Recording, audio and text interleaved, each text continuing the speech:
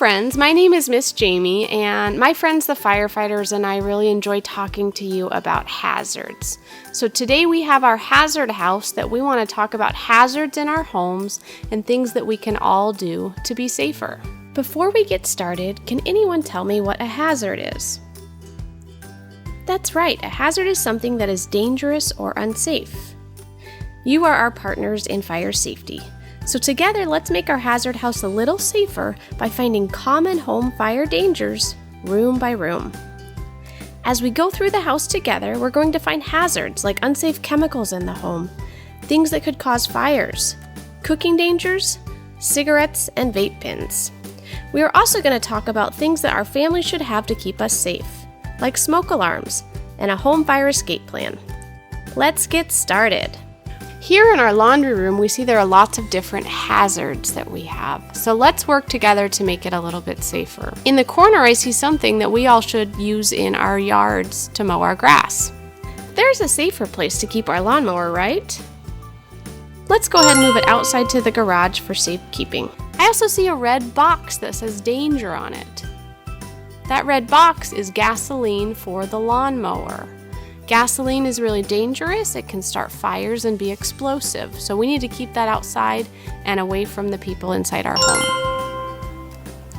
Why would we have a grill inside? There's a little white tank attached to it as well that says propane. That's also really dangerous. We need to grill when we're outside, so let's go ahead and put that out in the garage. I also see some bottles on top of the washer and the dryer. Can anybody read what those say? Looks like cleaning fluid, some other chemicals. Those seem pretty unsafe. Let's go ahead and put them outside as well. So there's one other thing that I see on the dryer. So in the dryer, you see there's a flame at the bottom, and that flame is used to make the dryer hot. And it is also something that can be dangerous.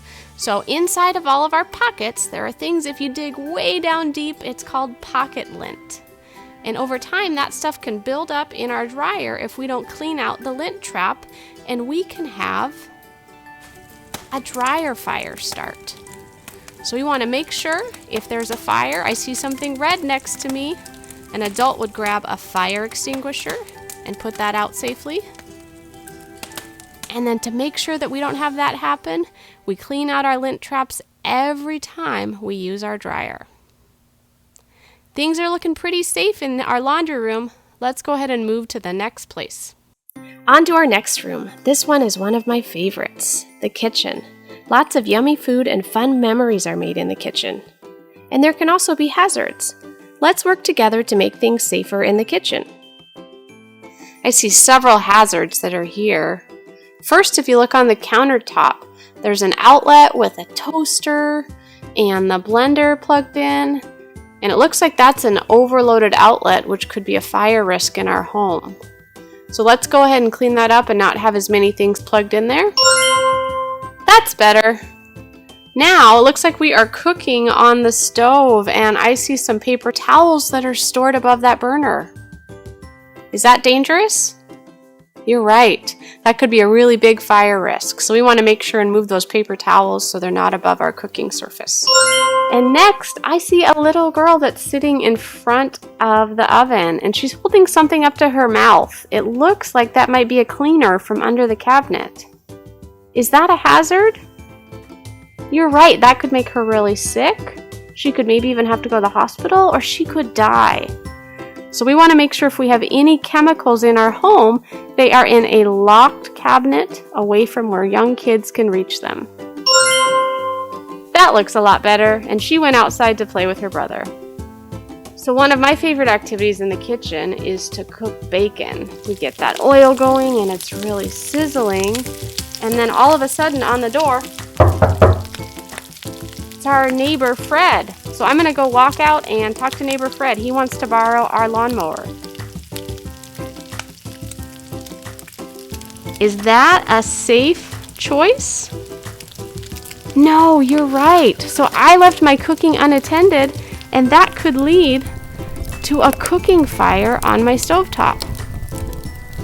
So if there is a cooking fire, one of the safest things to do is an adult takes a lid for that pot and slides it right over and turns the heat off. And that put out our grease fire. Our kitchen looks quite a bit safer now, doesn't it? Next time your parents make bacon, make sure they stay in the kitchen and stand by their pan. All right, now let's take a trip up to the bathroom. I see some hazards here in the bathroom. How many of you, either you or your sister or your mom, uses flat irons to make your hair straight, or curling irons? I see one of those in the bathroom right now, and there's some smoke coming off of it. It's important that flat irons and curling irons are unplugged and they're not left on towels because that could start a fire. There's also a hair dryer in the sink. That doesn't seem very safe. Let's go ahead and make that a bit safer. We don't want water and electricity to mix. So it's bathtub time. How many of you like to take a big bubble bath when you get done with school on the weekends? I know me, I like to do that. And obviously no bath is complete without listening to some good music. So while I'm in the bath, I'm gonna reach up to turn on my radio. Oh no, what happened? You're right, water and electricity never mix. So we want to make sure that when we're in a bath, we make a safer choice. Rather than using that radio, let's go ahead. I'm going to use my rubber ducky instead. Hang out with him. Up on the ceiling, I see something important that we should all have in our homes. Does anyone know what that white circle is? That's right, it's a smoke alarm. Smoke alarms go up high on the wall or on the ceiling, and they beep to let us know if there is smoke in our home. Smoke rises up high to the ceiling, and when there is smoke in our home, it often means there is a fire, and we need to get outside quickly.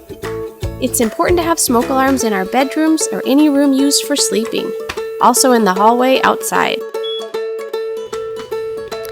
Did you know smoke alarms make different noises to tell us different things?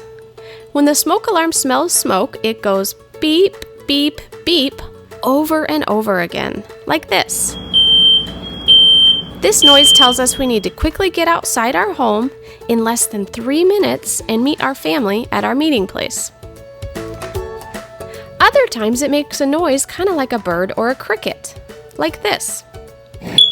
When the smoke alarm makes this noise, it is telling us we need to get new battery, or the whole smoke alarm may be too old and need to be replaced.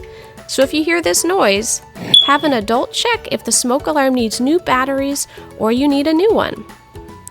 Smoke alarms that use batteries need batteries at least once a year, and the whole smoke alarm needs to be replaced when it is 10 years old, or if the smoke alarm doesn't beep when the test button is pushed. Alright, so we are now connecting with our friend Johnny, who, as we talked about, was making an unsafe choice. He's in the closet and he found a cigarette, and he is starting that cigarette on fire. And it accidentally touched those jackets there, and the jackets started a fire in that closet.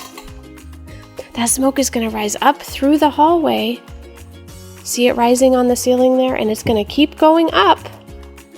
The smoke is rising up through the hallway, up to the top floor. And now we have our smoke-filled hallway, and we have smoke alarms in our home. Laying in bed asleep, we would hear that smoke alarm, so we are going to get out of bed and go to the door to feel the door with the back of our hand and see if it's hot, starting down low and going up high. We don't want to open the door because all that smoke that's out in the hallway is going to come into our bedroom.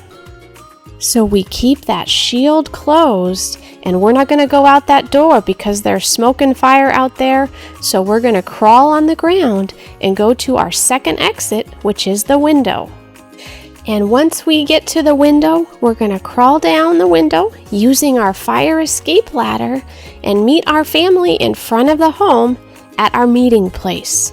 So it's really important we don't go back to bed, we don't run, and we don't hide. Crawl down low and get in front of your home and wait for the firefighters to arrive. Once you get outside your home, everyone should meet at your family meeting place. A meeting place is something like a tree in the front yard or maybe the end of your driveway. Just make sure everyone knows where the meeting place is and that it is a place where the firefighters can see you when they arrive. After your family figures out your home fire escape plan, as a family, practice twice a year. Talk to your parents about when you all can practice your home fire escape plan. You are our partners in fire safety. Keeping your home fire safe includes 3 important parts: having working smoke alarms, a home fire escape plan, and detecting the fire dangers in your home. To learn more, have an adult visit SpokaneFire.org.